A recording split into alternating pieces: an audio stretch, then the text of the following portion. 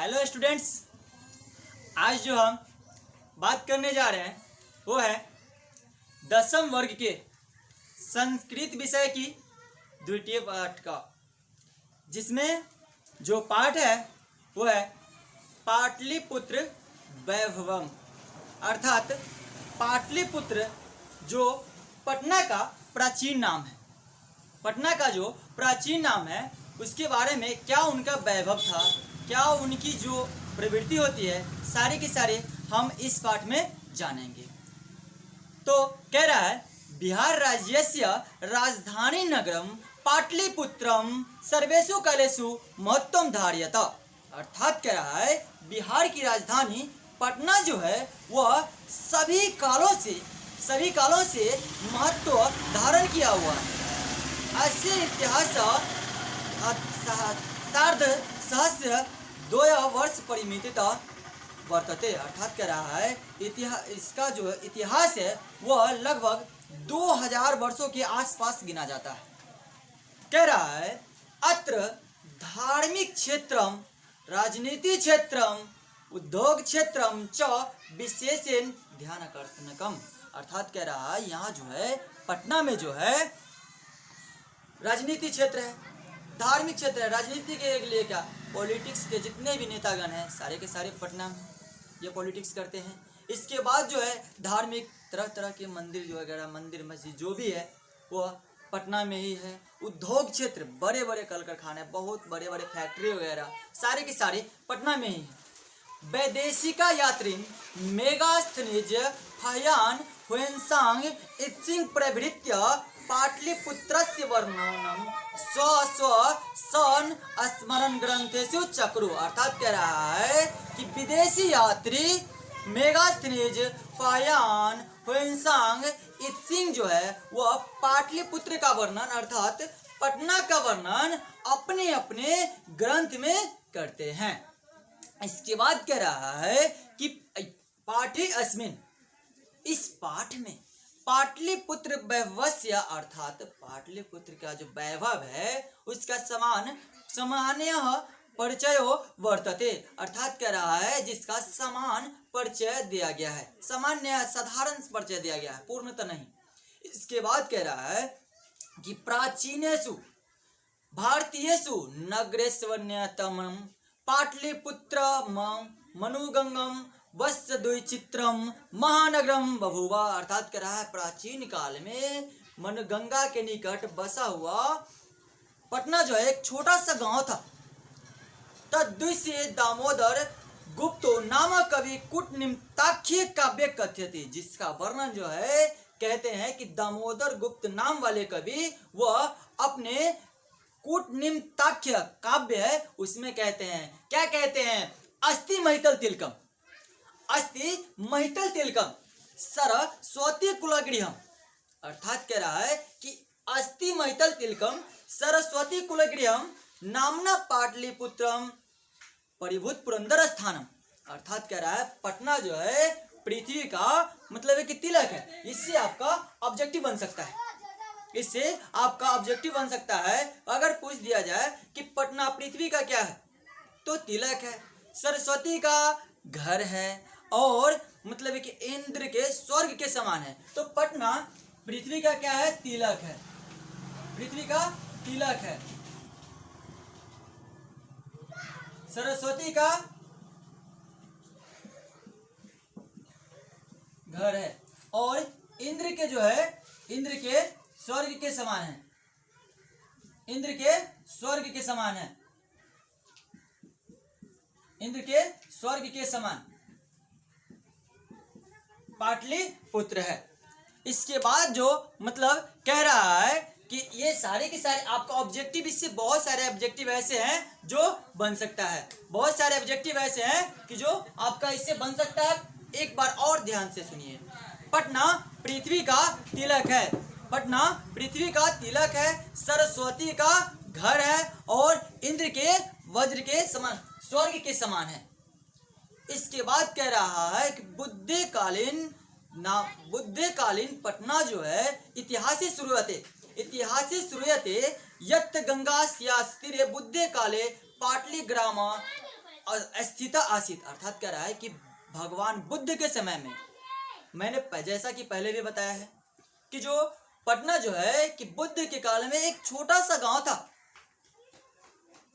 इसके बाद यत्र च भगवान बुद्ध बहुकृत्व समागता, जहां पर भगवान बुद्ध की बहुत सारी कृतियां जो है समागत किया गया है।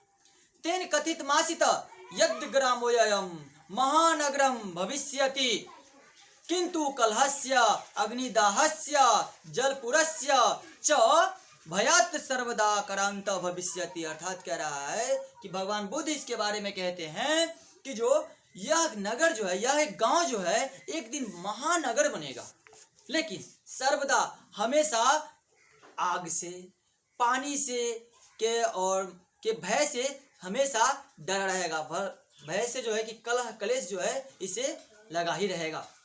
इसके बाद कह रहा है कि जो कलांतरेन पाटली ग्राम एवं पाटलिपुत्र बीती कथित, अर्थात कह रहा है कि कलांतर समय आने पर पाटली ग्राम ही पाटलिपुत्र मिति कहलाएगा, अर्थात शहर बनेगा। इसके बाद कह रहा है चंद्रगुप्त मौर्यस्य काले अस्य नगरस्य शोभा रक्षा व्यवस्था च अति उत्कृष्ट सिद्धिति, अर्थात कह रहा है कि चंद्रगुप्त मौर्य के काल में इस नगर की जो है रक्षा व्यवस्था अति उत्कृष्ट, ऑब्जेक्टिव इससे बनता चला जा रहा है, आप लोग सिर्फ गौर से सुने। चंद्रगुप्त मौर्यस्य काले अस्य नगरस्य इस रक्षा व्यवस्था अति उत्कृष्ट सिद्धि थी, अर्थात कह रहा है चंद्रगुप्त मौर्य के काल में इस नगर का रक्षा व्यवस्था बहुत ही अति उत्कृष्ट थी। यूनान राजदूत मेगास्थनीज स्व स्मरणेशु निरूपयन्ति, अर्थात कह रहा है यूनान के जो राजदूत थे वह इस बात का वर्णन जो है कि अपने ग्रंथ में करते हैं।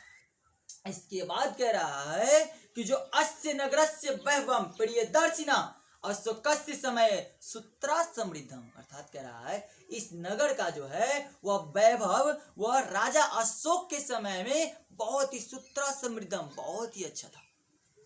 बहुकालम पाटलिपुत्रस्य प्राचीना सरस्वती परंपरा प्रावर्तत इति राजशेखरस्य स्व काव्य मीमांसा नाम के कवि शिक्षा प्रमुख ग्रंथ सादरम स्मरति, अर्थात कह रहा है कि बहुत दिनों तक पटना में सरस्वती परंपरा चलती रही। इसका वर्णन जो है राजशेखर अपने स्व काव्य मीमांसा नाम के कवि शिक्षा प्रमुख ग्रंथ में इसका वर्णन करते हैं।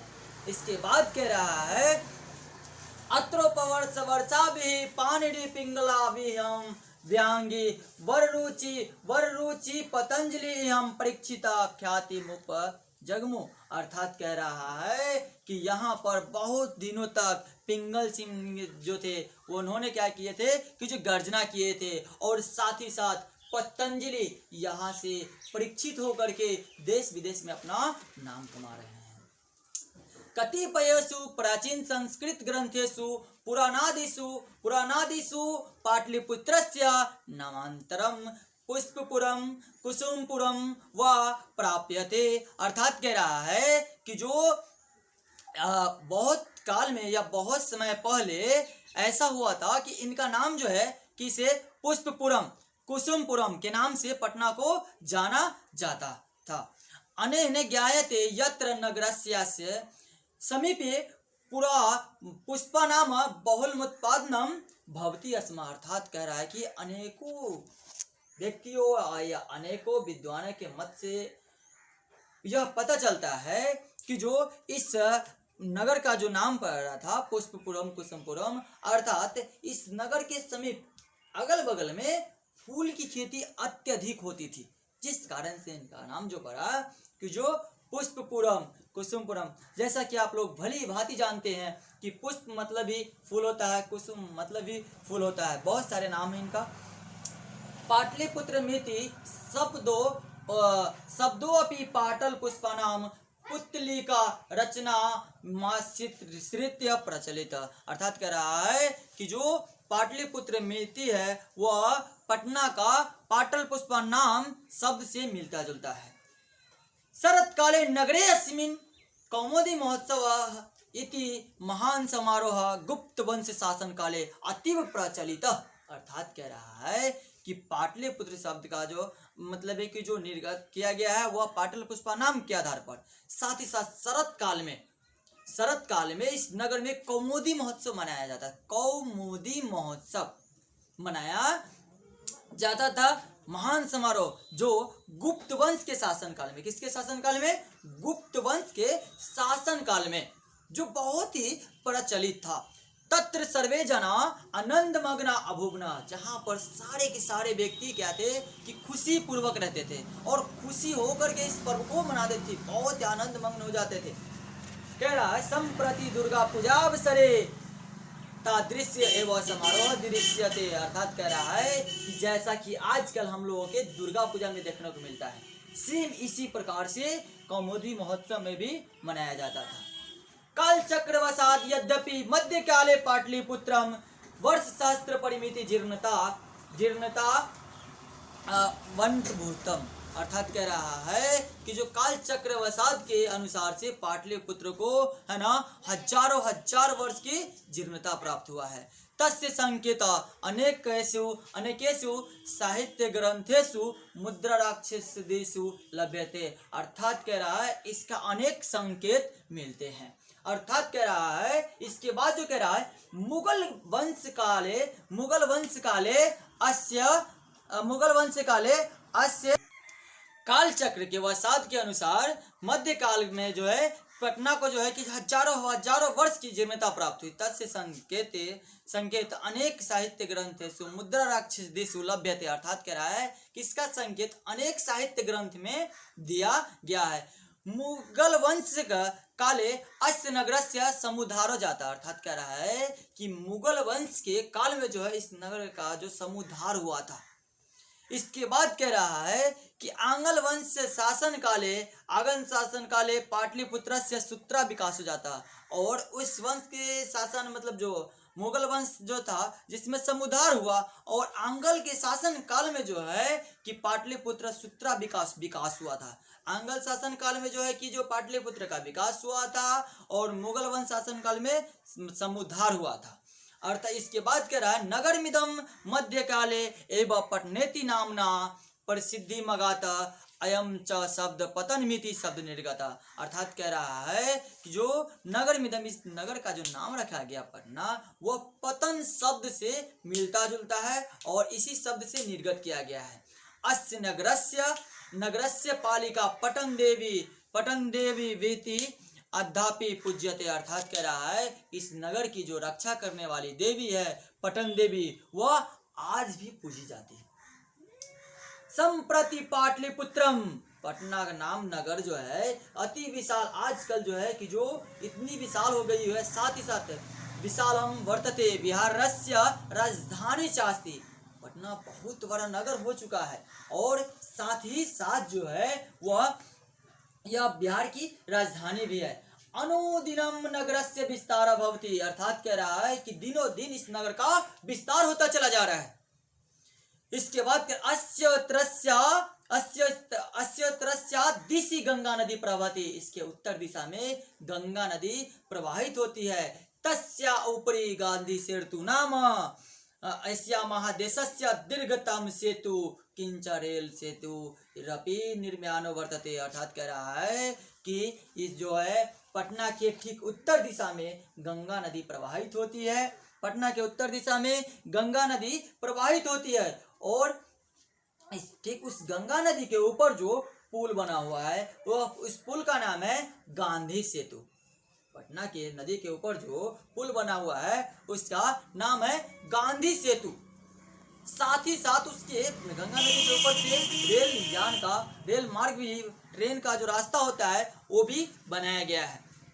नगरे अस्मिन् उत्कृष्ट संग्रहालय, उच्च न्यायालय, सचिवालय, गोलगृहम, तारामंडलम, जैविकोद्यानम, मौर्यकालिक अवशेष, महावीर मंदिरम इति दर्शनीय सन्ति। अर्थात कह रहा है कि इस नगर में संग्रहालय हो गया, जिसे म्यूजियम वगैरह जो कहते हैं, उच्च न्यायालय, कोर्ट वगैरह हो गया, हाई कोर्ट, सचिवालय हो गया, गोलघर है, तारामंडल है, चिड़ियाघर है और मौर्य काल में स्थापित महावीर मंदिर दर्शन योग्य है। दर्शनीय सन्ति, दर्शन योग्य है। प्राचीन पटना नगरे सिख संप्रदायस्य पूजनीयम स्थलम दशम गुरु गोविंद सिंहस्य जन्म स्थानम गुरुद्वारेति नामना प्रसिद्धम वर्तते। अर्थात कह रहा है कि सिख संप्रदाय, इस पटना में सिख संप्रदाय के 10वें गुरु, कितने गुरु? 10वें गुरु गोविंद सिंह का जन्म पटना में ही हुआ था, जहां पर जो प्रसिद्ध है। तत्र देशास्य यात्रेन दर्शनया मनते। सिख संप्रदाय के 10वें गुरु गोविंद सिंह का जन्म स्थान देखने के लिए देश विदेश से जो पटना है, बहुत सारे दर्शनीय स्थान है। साथ ही साथ जो है कि सिख संप्रदाय के 10वें गुरु गोविंद सिंह का जो जन्म स्थान है, इसे देखने के लिए देश विदेश के लोग भी आते हैं। इसके बाद कह रहा है कि जो एवं पाटलिपुत्रम प्राचीन कलात अधावधि विभिन्न क्षेत्रेषु वैभवम धारयति सर्वच कलांतर रूपेण संग्रहालय दर्शनयमिति पटना मानचित्रे नगरमिदं महत्वपूर्णम। अर्थात कह रहा है कि एवं पाटलिपुत्र जो है प्राचीन काल से है ना, अधावधि विभिन्न, प्राचीन काल से विभिन्न क्षेत्रों में महत्व धारण, वैभव धारण किया हुआ है, जिसका वर्णन जो है कि संग्रहालय अर्थात म्यूजियम में दिखाया गया है या किया गया है। इसके बाद कह रहा है कि पर्यटन मानचित्रे नगरमिदं महत्वपूर्णम। अर्थात कह रहा है कि पटना मानचित्र पर भी महत्व धारण किया हुआ है। Thank you.